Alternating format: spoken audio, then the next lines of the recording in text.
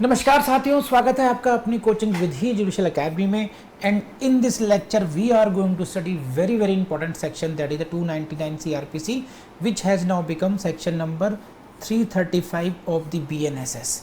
Now there is no change at all. आपको इसको वैसे ही पढ़ना समझना है, कॉन्सेप्ट क्लैरिटी करनी है जैसे कि आपने CRPC में की थी। तो CRPC पढ़िए, BNSS पढ़िए, केवल आपको सेक्शन का एडजस्टमेंट करना है, बाकी सब कुछ इसमें सेम ही है। ठीक है, कर लेंगे। So let's start the class.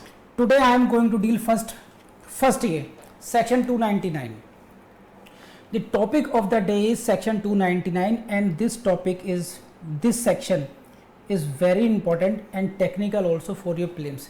इस सेक्शन को बहुत डिटेल में और बहुत अच्छे से समझना पड़ेगा आपको। यहाँ से क्वेश्चन बनते हैं आपको। Section 299 and please go for this, the heading of this. The first question in your prelims will this is the record of the evidence in the absence of the accused. First question in your prelims will come from here itself. Which section deals with the record of evidence in the absence of accused? Accused की absence में this is what? This is record of evidence. Evidence का record होना है और कैसे होना है? That too in the absence of the accused.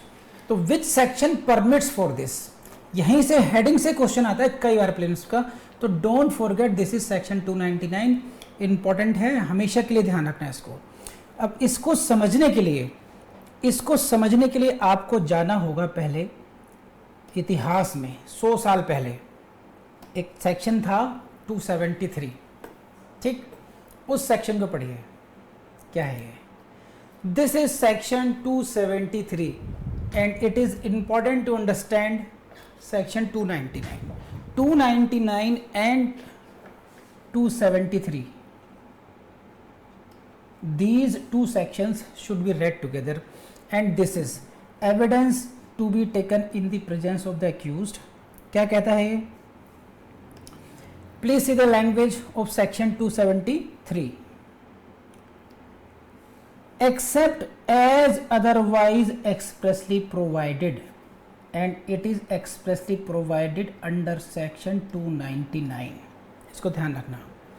Except as otherwise expressly provided means expressly provided को if you leave those exceptions when something otherwise is provided, expressly provided, this is the rule. And what is the rule? This is the rule. All evidence shall be taken in the presence of the accused. ये हमारे काम की बात है। Section 273 पहले ही पढ़ चुके हैं, इसलिए उतनी डिटेल में नहीं पढ़ेंगे यहाँ पर। Section 273 says all evidence taken in the course of trial or other proceedings shall be taken in the presence of the accused or in the presence of his pleader. तो बहुत छोटी सी बात है कि ट्रायल में जब भी कभी एविडेंस दिया जाएगा या किसी अदर प्रोसीडिंग में आपको एविडेंस लेना है एक्यूज के विरुद्ध, तो उसकी प्रेजेंस में लेंगे। ये नियम कहाँ पर दिया गया है? This rule is provided under section 273। Fine. लेकिन जो फर्स्ट लाइन है, this is the general rule and this rule shall be followed till except as otherwise provided, means अन्यथा अगर कहीं पर प्रोवाइडेड है then that overriding section will prevail. And section 299 deals with those conditions, section 299 deals with those factors, those circumstances when evidence can be taken even in the absence of the accused. Accused की absence में भी evidence लिया जा सकता है, ये बात करता है सेक्शन 299। तो सेक्शन 273 ने क्या कहा? Evidence must be taken in the presence of the accused. Section 299 ने कहा कि कुछ परिस्थितियों में उसकी गैर हाजिरी में भी एविडेंस लिया जा सकता है। तो जनरल रूल 273, एक्सेप्शन 299। तो ये बात आपको समझ में आई या नहीं आई? 273 और 299 का रिलेशनशिप क्या है? जनरल रूल एंड एक्सेप्शन का रिलेशनशिप है ये। Got it? Sonam single, You got it or not? This is section 2, relationship between the 273 and 299. Now 299 says what? Say, please see the language. If it is proved that an accused person has absconded, please see this phrase, and it is very important. What is proved? That an accused person has absconded, भाग गया है, and there is no immediate prospect of arresting him. तो number 1 requirement, number 2 requirement. First requirement is that he has absconded. Who has absconded? Accused has absconded. Accused has absconded, ये भाग गया है. और दूसरा क्या है कि immediate prospects नहीं है उसको अरेस्ट के, अभी निकट उसकी गिरफ्तारी का कोई भी ऐसे संभावना नहीं है कि उसको अरेस्ट किया जा सकता हो. ये ध्यान रखना 299 में कि ये असेंशियल रिक्वायरमेंट्स हैं. Don't forget this. 299 की ये 2 असेंशियल रिक्वायरमेंट्स हैं. Number 1 accused person has absconded. Number 2 भाग तो गया लेकिन ये भी हो सकता है कि he can be arrested. Then 299 will not come into play. 299 will come into play when 2 conditions are proved. I am repeating because it is very important. Accused has absconded. Secondly, there are no prospect of arresting him near future. Immediately arrest नहीं हो सकता वो. 2 बातें हैं. ऐसा नहीं कभी arrest नहीं होगा. Don't forget this word. This is immediate prospect. It is not कि वो कभी भी अरेस्ट नहीं होगा, ऐसा भी नहीं है. He can be arrested subsequently, but at present immediate arrest is not possible. Immediate prospects are not there for his arresting. तो 2 रिक्वायरमेंट्स हो गई. तो जब ये प्रूव हो जाए ऐसा, तब क्या होगा? Then in that case the court, which court? Which is competent. Competent to what? Competent to try or to commit for trial. It may be any court, then trial court. It means it may be committal court. Commit for trial such person, blah blah blah. So this is the court, competent court. This court, in his absence, this court may examine the witnesses. समझे? So if it is proved, if these 2 points are proved, then court का discretion है, court may examine the witnesses in his absence means in the absence of the accused. Any witness, if any, produced by whom? Produced on behalf of the prosecution. तो prosecution witnesses के बारे में है. It is not regarding the defence witnesses. समझे आप? तो section 299 is applicable for the recording of evidence of witnesses of prosecution witnesses. Number 1, when it is applicable, when it is proved that accused has absconded and there is no immediate prospect of his arrest. And which court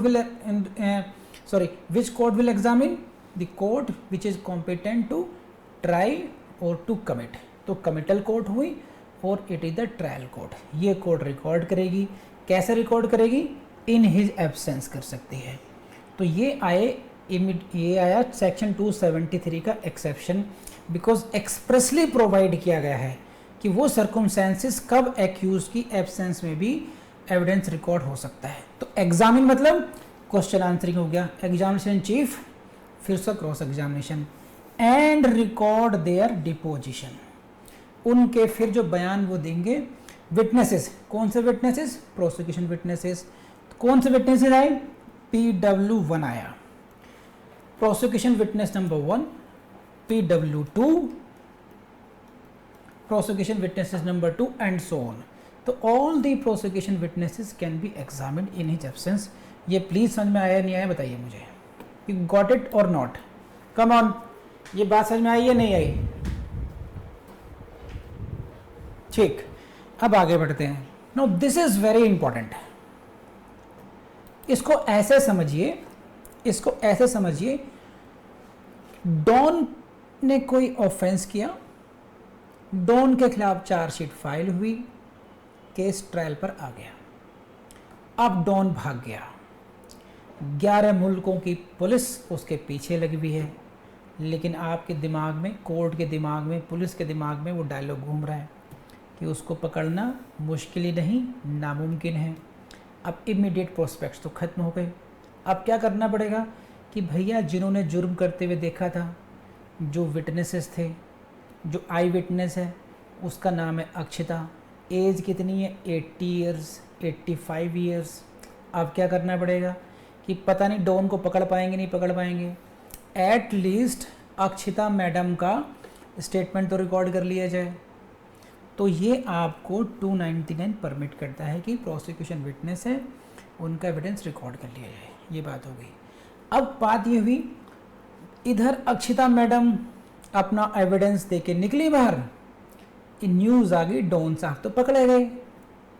अब Akshita madam को फिर सम्मन गया कि Akshita madam please come for the deposition.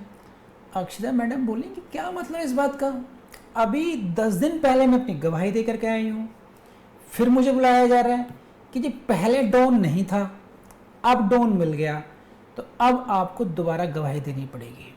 ये है procedure. अब इस सिचुएशन में मोड समझिए, डॉन एकदम नहीं मिलता है. एक बात, जब वो मिला तब तक अक्षिता यूएसए सेटल हो गई, और जो विटनेसेस थे कोई मर गया, कोई बहुत दूर चला गया, कुछ ऐसी घटनाएं घट गई. तो उनके जो डिपोजिशंस थे, जो विटनेसेस के बयान थे, क्या उनको अब एक्यूज्ड के खिलाफ रेड ओवर किया सकते हैं? Whether those depositions can be read against the accused as evidence और नॉट? क्या उनको, क्योंकि एविडेंस उसके सामने तो हुआ नहीं है, एक्यूज को सामने हुआ नहीं है, एक्यूज को क्रॉस एग्जामिन करने का मौका मिला नहीं मिला. ये जो रूल बनाया गया है 273 का, क्यों बनाया गया है? So that he should have an opportunity, है ना, to cross examine, to see what he is the saying, witness has deposed, so that he can make up his defence. अब जो कुछ भी गवाही हुई वो एक्यूज के पीछे हुई. अब एक्यूज को अरेस्ट हुआ, तो क्या वो जो गवाही हुई उसका यूज क्या है? तो उसी के संदर्भ में आपको नेक्स्ट सेक्शन पढ़ना पड़ेगा. इसलिए मैंने कहा section 299 is very important and technical also. एक एक अक्षर काम का है, एक एक शब्द इसका इंपॉर्टेंट है आपके लिए. अब पढ़ते हैं हम next part of 299. And any such deposition and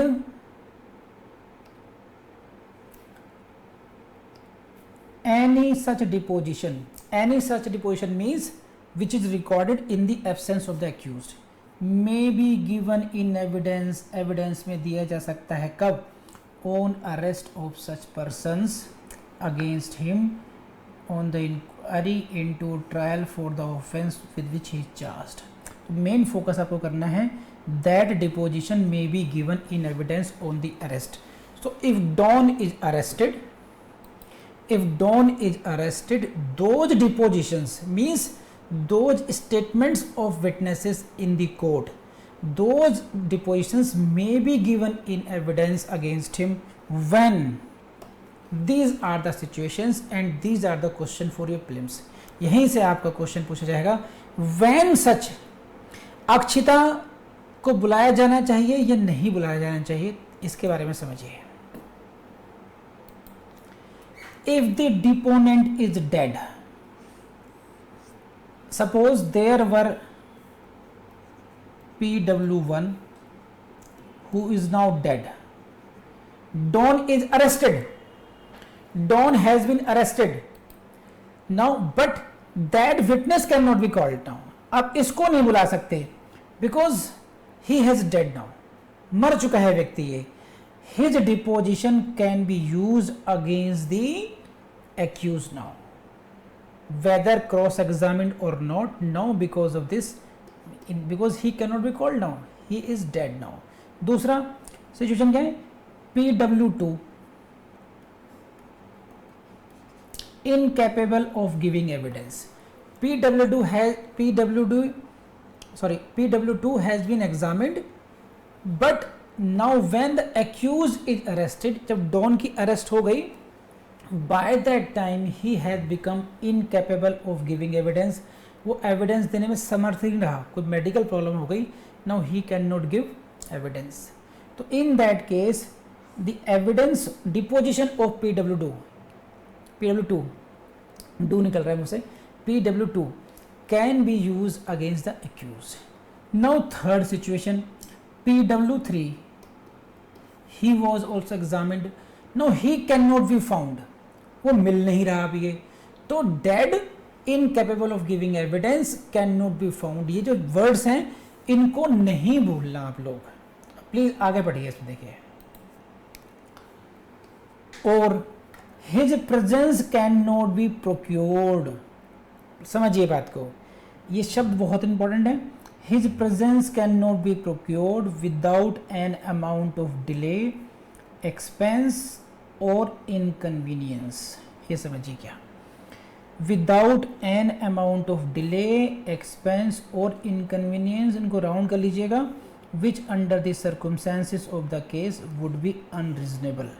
अब ये समझिए, ये सिचुएशन थी he cannot be found. अब क्या है, his presence cannot be procured without delay, unreasonable delay.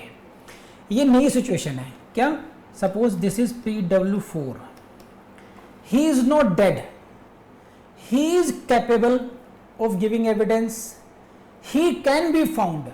ऐसा भी नहीं है he cannot be found, इस कैटेगरी का भी नहीं है, इन तीनों कैटेगरी में नहीं आता है. he is not dead, he is capable and he is found. पता है Arshan is the PW4 now, he can be found, but where he is sitting in the Alaska में कोई रिसर्च कर रहा है Arshan. So his presence cannot be procured without much delay or expense or inconvenience. If we call him, case कौन सा है, चक्कू का, कौन कैसा है, केस कौन सा है, स्नैचिंग का, and now you are calling the witness from Alaska. So in such circumstances this provision will be applicable. क्या कि अगर उसकी प्रेजेंस को बुलाने में अनरीजनेबल डिले होता हो, अनरीजनेबल एक्सपेंस होता हो, अनरीजनेबल इनकन्वीनियंस होती हो, वो कौन डिसाइड करेगा, कोर्ट डिसाइड करेगी. ऐसी स्थिति में भी दैट डिपोजिशन में बी गिवन इन एविडेंस. तो दीज आर द 4 सर्कमस्टेंसेस. यहीं से क्वेश्चन आएगा, dead, incapable of giving evidence, can not be found, and found है but his presence can not be procured without delay, unreasonable delay, expense और inconvenience. In 4 circumstances में that deposition can be taken in as evidence. लेकिन अगर if there is a witness like Akshita, madam ने अभी गवाही दी थी, अभी घर पहुंची है हफ्ते 10 दिन के बाद, फिर को सम्मन आ गया. now she is not dead, she is not incapable and she is very much present. now she will have to be called again and now she will be re-examined. उनका दोबारा से एग्जामिनेशन चीफ होगा, दोबारा से cross होगा accused के सामने. उनकी जो पहली वाली मेहनत है, पहला वाला डिपोजिशन है, that goes waste. That was a futile exercise in the sense that has become meaningless, that is a useless deposition. Now what will matter now, the second deposition in the presence of the accused, because she can be found.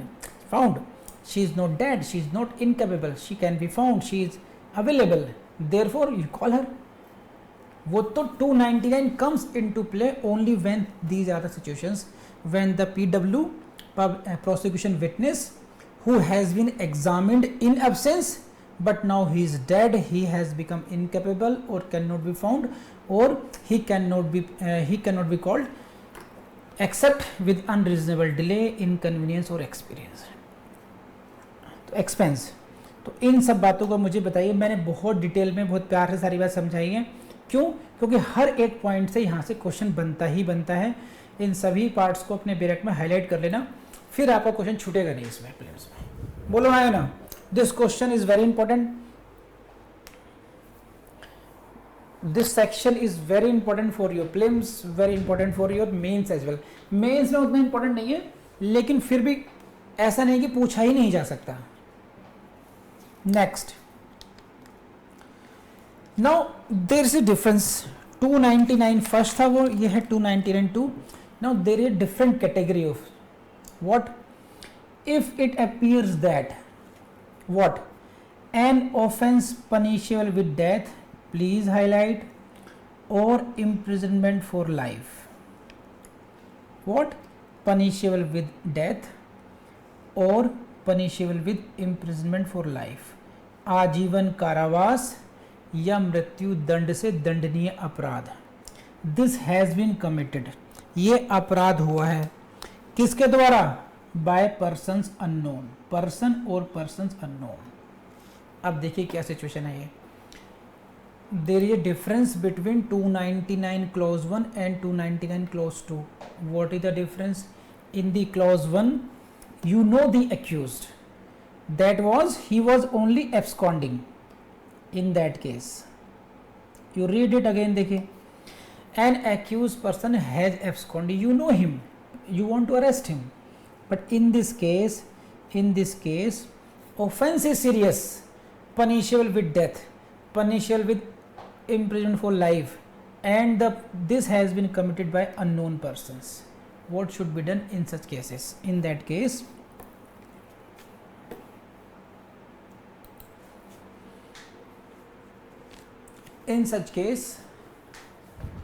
what will happen? Please see this, the high court or session judge, please highlight कर लीजिए, यहाँ से question आएगा ही आएगा, the high court or the session judge, तो यहाँ से question आएगा, प्लीज हाईलाइट, हाई कोर्ट और सेशन जज में direct that any magistrate of the first class, please highlight, P for prelims, shall hold inquiry and examine any witnesses who can give evidence concerning the offence. तो what will be the procedure followed in such cases? Number one, what kind of cases? Cases are that the offense is punishable with death or life, एक बात। दूसरी बात, this offense has been committed by some unknown person or unknown persons. In that case, which court will give the command? Which courts will give the order? That high court, it may be high court or it may be session judge, to whom they will direct, that the magistrate of the first class. So high court, session judge may direct magistrate of the first class. यहाँ से prelims में question आएगा, which court can direct? High court, session court और CJM? It is not CJM, it is session judge, it is high court. किसको direct करेंगे? Magistrate of first class को direct करेंगे। क्या डायरेक्शन देंगे?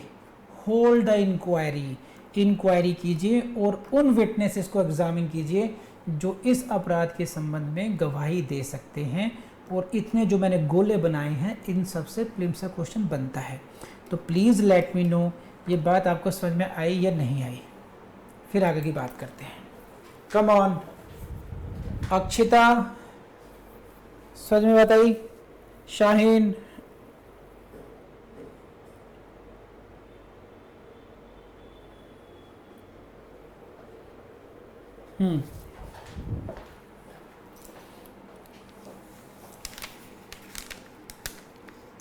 and any deposition so taken may be in evidence against any person who is subsequently accused of the offense. May be given होगा, may be given against any person who is subsequently accused of the offense. ठीक, तो इस evidence की value क्या है? उस exercise की what is the utility? That those depositions may be given in evidence. ठीक है, तो जैसे फर्स्ट क्लॉज में होता ऐसे ही इसमें है। एंड अगेन देखिए क्या क्या खास बात है, समझिए इस बात को। कौन से ऑफेंस है? Don't get confused. The offences are punishable with death और लाइफ। और ये कौन से ऑफेंस होंगे? Session trial. Session trial case में क्या होगा? एविडेंस किसके सामने रिकॉर्ड होना चाहिए? सेशन कोर्ट के सामने होना चाहिए। लेकिन यहाँ पर विशेष परिस्थितियाँ क्या हैं कि हमें यही नहीं पता एक्यूज है कौन, तो अरेस्ट और नोट अरेस्ट का पता ही नहीं चल रहा अभी, तो वी डोंट नो। ऐसी स्थिति में बयान किसके सामने हो रहे हैं? ये जो एविडेंस कौन रिकॉर्ड कर रहा है? वो कर रहा है मजिस्ट्रेट फर्स्ट क्लास। बात समझ आ रही है? एविडेंस रिकॉर्ड किसने किए? मजिस्ट्रेट फर्स्ट क्लास ने किए। तो क्या सेशन ट्रायल मैटर में व्हाट समझ रहे? whether in a matter which is session tribal evidence can be recorded by the magistrate? Answer is yes. In such, if the case is covered by 299 clause 2, and what is the case? That offense punishable with death, life and accused unknown, accused का पता नहीं है, and next there is a direction of the high court or session judge that under that direction magistrate of the first class can hold an inquiry, and in that inquiry he can examine the witnesses and those depositions may be given in evidence. बाद में पता चला कि जो बगल में घूम रहा था अरशान वही कातिल निकला, तो अगर जब चल जाएगा पता तो उसके विरुद्ध उन डिपोजिशंस को एविडेंस के रूप में यूज़ किया जा सकता है। लेकिन कब? वही बात है, इसको देखिए। If the deponent is dead or incapable of giving evidence or beyond the limits of India, समझिए, dead, incapable or beyond the limits of India. तो what is the missing line here? What is the missing line? वही आपका prelims का question है। This line would be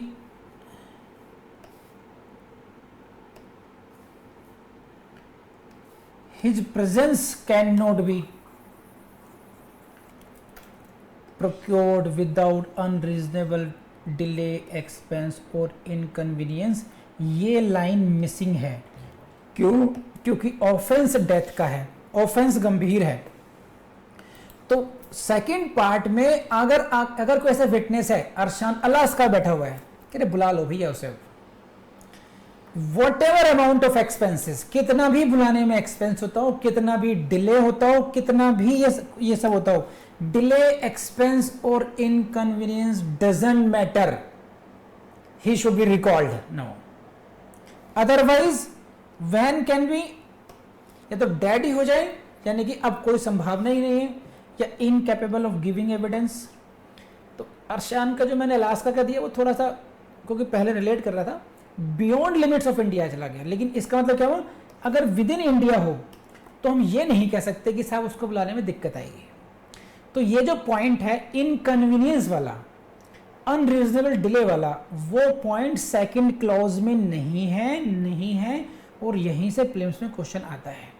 तो अगर आपसे पूछा जाए मर्डर केस में क्या कभी in the absence of accused, in the absence of accused evidence हो सकता है? Answer is yes. कब होगा? हाई कोर्ट या सेशन जज डायरेक्शन देंगे। किसको डायरेक्शन देंगे? मजिस्ट्रेट फर्स्ट क्लास को देंगे। वो क्या करेगा? वो एक इंक्वायरी होल्ड करेगा। उस इंक्वायरी में एविडेंस रिकॉर्ड हो सकता है। एक बात हुई, उस एविडेंस की कोई वैल्यू है? यस। अगर जो गवाह है वो मर जाए, या वो बयान देने में असमर्थ हो जाए, या वो देश की लिमिट से बाहर चला जाए, इन तीन परिस्थितियों में उसका जो बयान दिया गया था कोर्ट के सामने वो एविडेंस के रूप में मान्य होगा। क्या विद इन इंडिया है लेकिन उसको बुलाने में बहुत खर्चा हो सकता है, इनकन्वीनियंस हो सकती है, डिले हो सकता है, तो क्या तब भी उसके पूरे बयान को, पूर्व दिए गए बयान को माना जा सकता है एविडेंस में? नहीं, उस स्थिति में उसको नहीं माना जाएगा, उसको बुलाना ही पड़ेगा, उसका एविडेंस एक्यूज के सामने करना ही पड़ेगा, क्योंकि एक्यूज के जो राइट्स हैं वो भी देखने पड़ेंगे। क्योंकि अगर उसको सज़ा होती है तो उसको सजाए मौत होगी या आजीवन कारावास होगा। तो इतने गंभीर केसेस में ये ज़रूरी है कि हर विटनेस को एग्ज़ाम किया जाए उसके प्रेजेंस में। बोलो हाँ या ना। थक जाता हूँ मैं लास्ट तक। अब सुबह क्लास हुई, अब ये क्लास हुई। जवान जो है ना टंग साथ देना बंद कर देती है कुछ टाइम के बाद। और बीच में भी ऐसा नहीं होता, ऑफिस में कुछ ना कोई काम रहता ही है, लगातार समझाना पड़ता है स्टाफ को।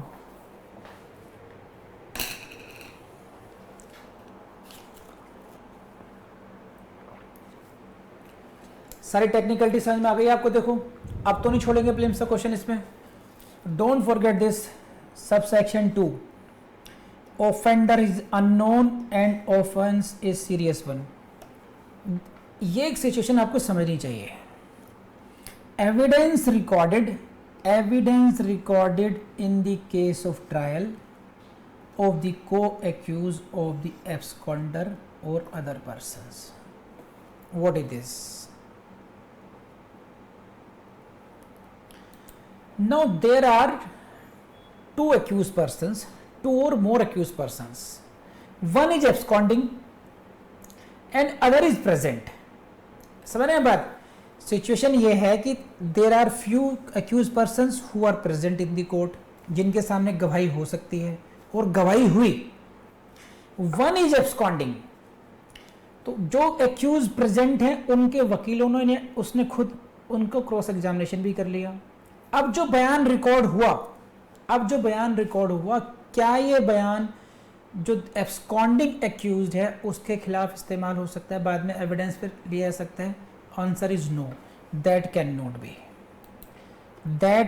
Not be treated as evidence recorded under section 299। इसको समझिए क्या मतलब है इस बात का। देखिए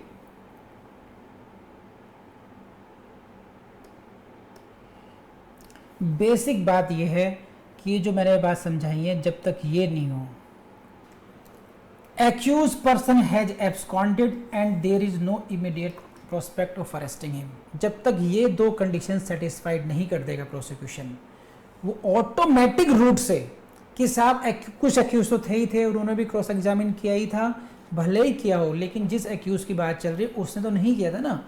जब तक प्रोसिक्यूशन ये प्रूव ना कर दे कि ये कंडीशन सेटिस्फाइड हैं, तब तक ऑटोमेटिक इप्सो फैक्टो उसको नहीं इस्तेमाल किया जाएगा। बस prosecution should move the court and prove the evidence that all those conditions जो मैंने आपको एक्सप्लेन किए वो सेटिस्फाइड हैं। ओनली इन दैट केस, ध्यान रखना, देन तभी 299 के अंतर्गत उसको एविडेंस माना जाएगा।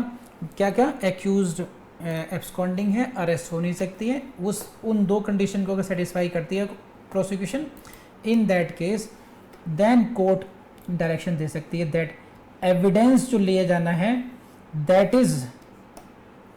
Can be taken under section 299। So question is moral of the all this explanation is that automatically नहीं लिया जाएगा 299 में। Court will have to direct कि ये जो एविडेंस है अंडर सेक्शन 299 रिकॉर्ड किया जा रहा है, तभी उस पर 299 के प्रोविजंस लागू होंगे, ऑटोमेटिकली नहीं होंगे। और कोर्ट कब देगी डायरेक्शन? जब प्रोसिक्यूशन ये बात रिकॉर्ड पर लेकर आएगी, no arrest and no immediate prospects. कर लेंगे आप लोग ये? तो this is all about section 299। इस पर इतना एक्सप्लेनेशन एक बार आपको समझाना जरूरी था। सभी पॉइंट्स मैंने इस पर कवर कर दिए जहाँ से क्वेश्चंस में बनते थे। ठीक है साहब, कर लेंगे आप लोग। अभी देख ली क्लास आप लोगों ने। अब सच में बताना आपको क्लास सही लगी, बुरी लगी, अच्छी लगी, बहुत अच्छी लगी, तो मुझे आपने बताना है। कैसे बताना है ये आपने देखना है। अभी आप कमेंट लीव करेंगे या आप मुझे फ़ोन करेंगे या मिलने आना चाहेंगे, क्या करेंगे? तो सबसे बेस्ट है आपका लाइक का बटन और कमेंट बॉक्स। तो ये तो बात ये हो गई। दूसरी बात ये है कि याद नहीं किया तो याद करने बैठ जाइए, क्योंकि फिर सब मेहनत हमारी हो जाएगी बेकार। दूसरी बात पहले ही कई बार समझाई है, आप लोगों को फिर समझाऊंगा कि हिंदुस्तान का सबसे आसान एग्ज़ाम है। अगर हम कोशिश करें तो हम इसको एग्ज़ाम को क्वालिफाई कर सकते हैं। इसलिए घबरा करके आउट ऑफ फियर यहाँ वहाँ स्विच करने की ज़रूरत नहीं है कि कभी एडवोकेसी में चले गए, कभी टीचिंग में चले गए, कभी कहीं। एक जगह मन बना करके अपनी तैयारी करेंगे तो अपना एग्ज़ाम हो जाएगा। आपकी मदद के लिए हमने बहुत छोटे छोटे कोर्सेज डेवलप कर रहे हैं, बहुत छोटी छोटी फीस पर हमारे विधि जोशल एकेडमी के ऐप पर। आप वहाँ पर जाइए, आपको बहुत कुछ हेल्प मिल जाएगी वहाँ से। आपको किसी और कोचिंग में जाने की ज़रूरत नहीं पड़ेगी, ना ही बहुत आपको पैसे वेस्ट करने की ज़रूरत है। आप वहाँ पे जाइए, आपका काम हो जाएगा उसमें। तो लेकिन आपको डेडिकेशन से पढ़ना पड़ेगा। देखिए, जितनी कोशिश हम कर रहे हैं उससे 10 गुना आपको करनी पड़ेगी, तब जा कर के रिजल्ट आएगा। लेकिन आएगा रिजल्ट पक्का। तो कर लेंगे अब। चलिए नेक्स्ट क्लास करते हैं अब।